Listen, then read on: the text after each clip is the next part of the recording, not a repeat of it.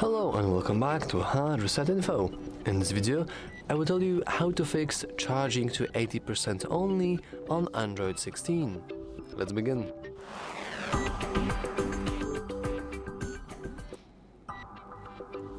The very first thing you should check, and probably the only thing that you should check, is simply going to the settings.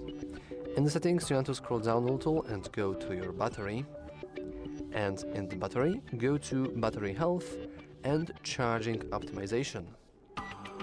As you can see, we are using a charging optimization currently, and now we have an adaptive charging. But if you have it set up to limit to 80%, then your phone will limit itself to 80% only and will never extend beyond that. So you want to either switch to adaptive charging or disable charging optimization at all, because it's also just doable. You can do that too.